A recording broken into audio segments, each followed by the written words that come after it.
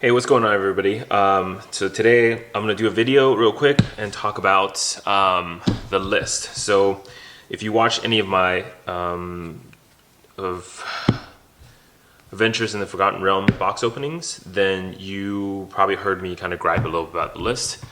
And so today we're going to talk about it. So what is the list? The Wizard official definition is a list is a curated 300 plus cards from Magic's history, and usually what they'll try to do is for each set, they're going to add and remove a couple of cards to try to align with that set or align with the mechanics or the history or the story of that set.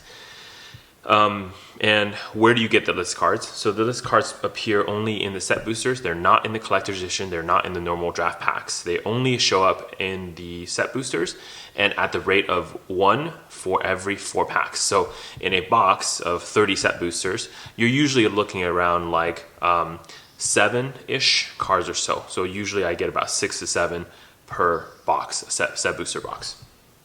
What are the cards inside the list? So realistically, I mean, they say Magic's Pass, but that term seems very loose to me because what counts as Magic's Pass?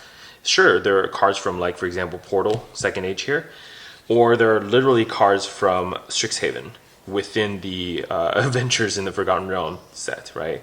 So, like, for example, here's an Urza's card, cool, but whatever, right? But then there are cards from everything, right? So this one, for example, Unbound Flourishing, is from Modern Horizons. Now that's a list card.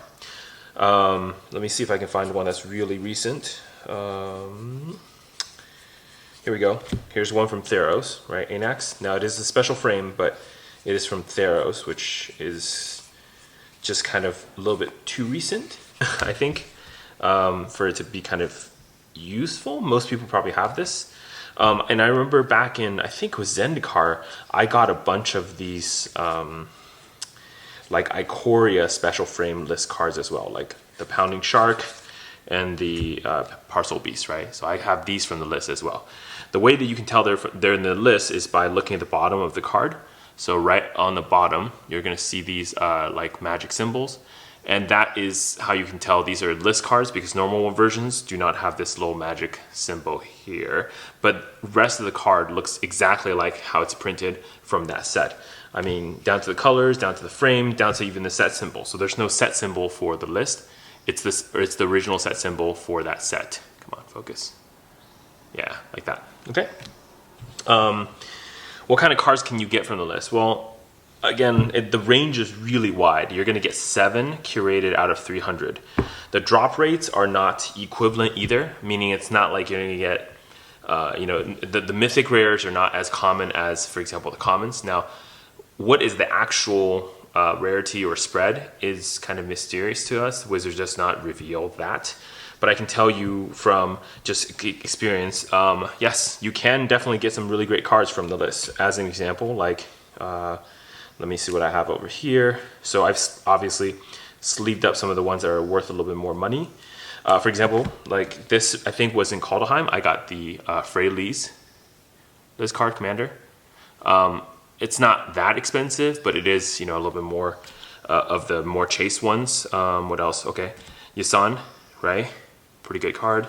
You have Power Stone, Flower Stone, Herald's Horn, right? That's about $10. It's a good card. Handmaid Dead.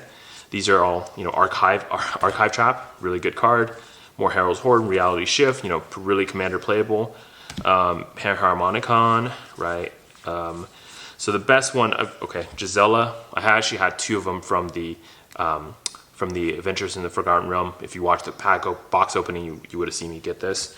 The Primal Vigor was from there too. This Food Chain was from, I believe it was from Zendikar Rising. So this is a good card as well. Anyway, so I'm not going to go through all the kind of hits you get, but as you can see, here's the Eternal Witness. You can get some really nice cards from the list, obviously. However, I will also say that you're going to get a bunch of duds as well. So in general, every box, you're going to get some list cards that's probably worth something greater than like $1 or $2, right? I have rarely seen set boxes where I've opened and there was no list cards that are worth that much. That's about the rate you're going to get. Now, here's my feedback for the list. I think the list is a really cool idea. I like opening packs and having this like slot that's more rare than the rare, right? So, you know, more rare than one a pack.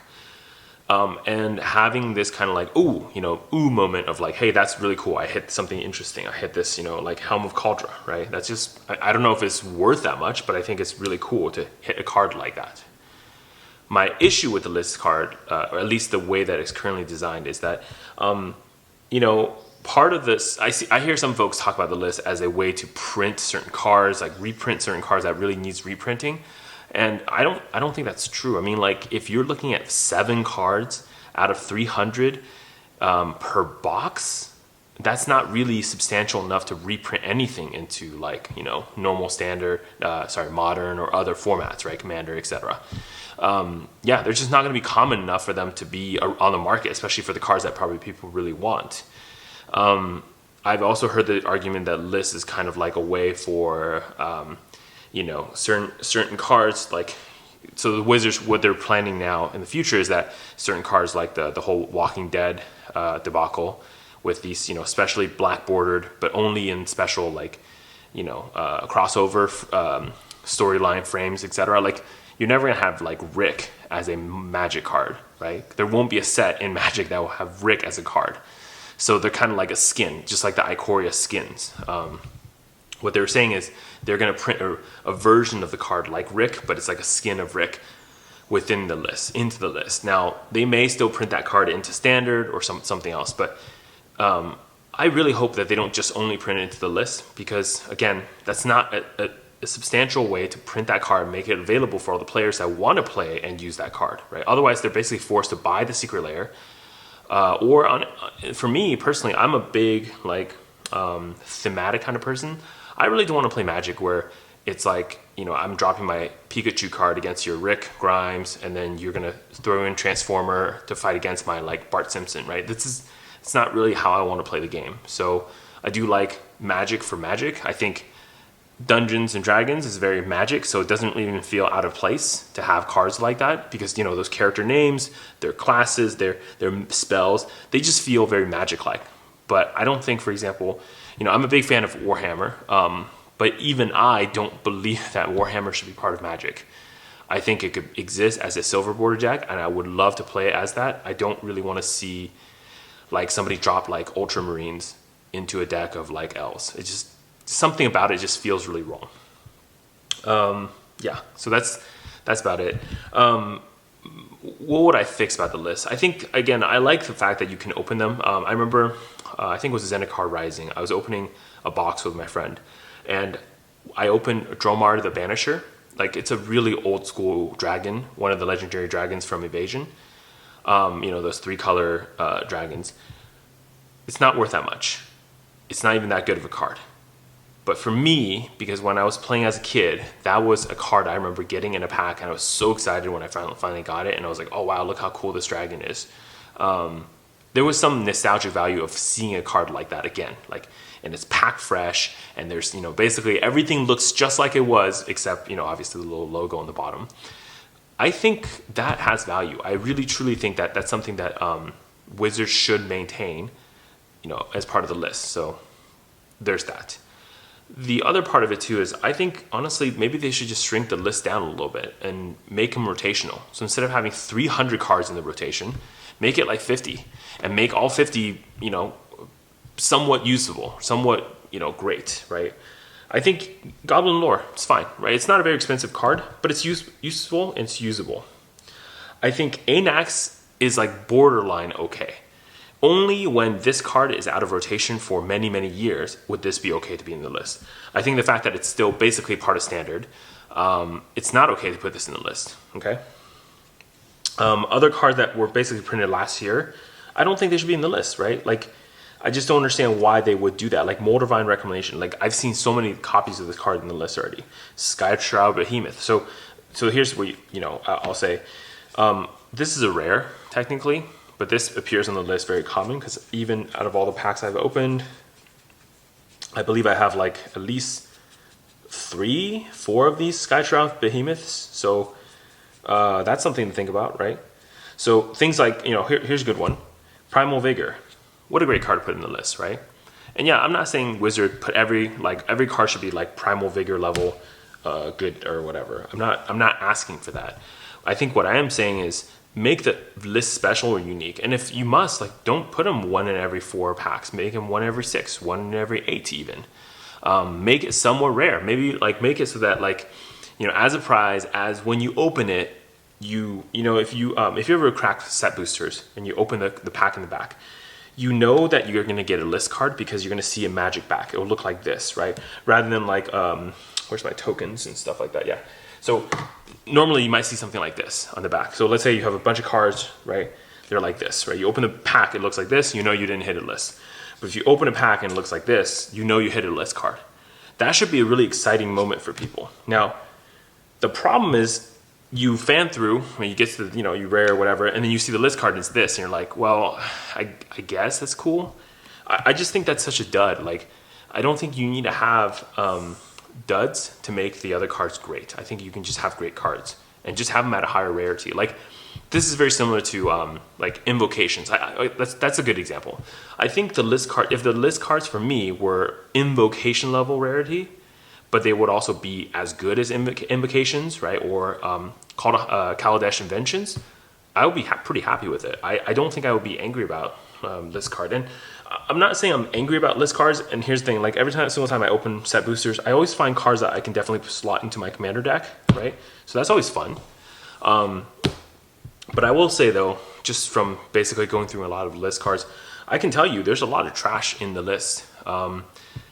Yeah, I mean, maybe like every 7 cards in the list is one that's good. Every 7 cards that you're going to realistically open, right? Because with rarity, again, it's not like every card is equally rare. So, yeah, I mean, that's my feedback on the list. I think if Wizard makes it a little bit more rare, I think if Wizards makes it a little bit better on the list, I think if they make the set a little bit smaller and rotate it more quickly. I wouldn't even mind if they say, here's the 50 cards that are available only with Strixhaven.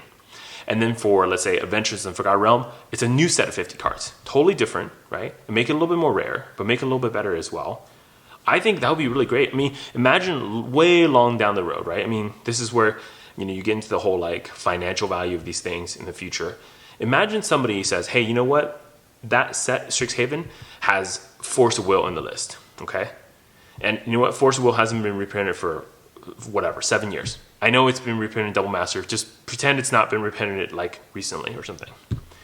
Somebody might say, hey, you know what? That's good enough for me to go open like 2 cases of, you know, whatever set Strixhaven, set boosters to see if I can hit a Force of Will. Like, it's actually then realistically something you can do. Now, I wouldn't recommend that. I would probably just say, like the professor says, buy singles.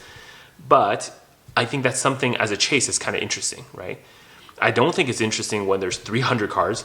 You're basically saying you're never going to hit it anyways. So what's the point of having that thing in there, right? Like, this is where it gets really kind of trips me up a lot of times when I see the list. I don't like it for the fact that I'm basically not guaranteed the card.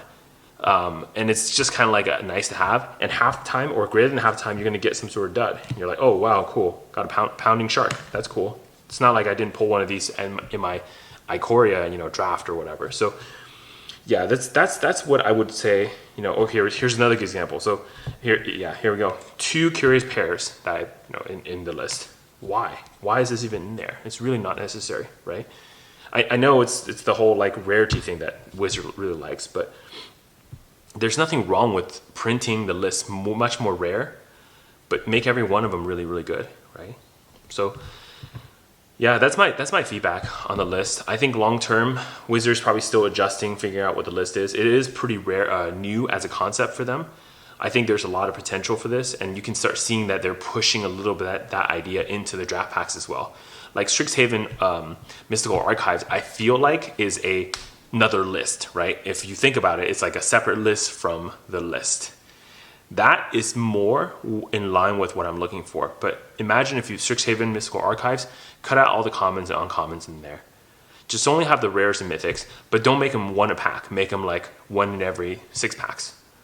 Like 1 in every 6 packs, you're pulling Path of Exiles, you're pulling Teferi's Protections, you're pulling like, you know, Mind's Desire, that kind of things, right? I think that's kind of cool, right? You're pulling like Lightning Helix. Cards are really powerful, really useful, really fun, Mana Tithe even, right? The fact is there's so many bad ones when you finally hit a good one, you're like, you know, because you feel like it's a bad spread, right? So yeah, or go the other way. So like here's another example with the Strixhaven. If you want to make list cards have a bunch of duds, then just make them more common. One list card per pack. You're guaranteed a list per pack of any set booster pack. But the list is huge, 300 plus cards, and obviously the rarity is going to be, you know, what it is. You're going to get a bunch of duds, but sometimes you're going to pull a good one. I think that's fine too. I just think the way that the list currently is just not something that's useful, right? And there's a lot of other cards you can put in there. Like, I mean, you know, you don't need to put things that are expensive. Just put things that are useful. Like, you know, some, like for example, the bluff lands, right? The thriving lands from Jumpstart.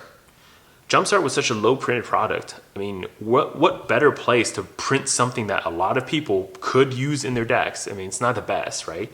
But it's something that you could be used for a lot of newer players into something like the list. What if I open a pack and half the packs have like a really high chance of giving a thriving whatever land, right? So that's something I think that Wizard can really utilize the list for. I don't think the way it currently is a way for them to reprint. So that's my 2 cents on the list. Love-hate relationship. There's definitely moments that where I open the list, I'm super excited, right? Obviously, pulling like food chain and things like that, right? Archival Trap is it's really amazing when you hit a $30, $40 card. It does also hurt when you just feel like, hey, all the cards I pulled is like 20 cents or printed last year, right? So, yep, that's my 2 cents. I hope you enjoyed the video. Thanks.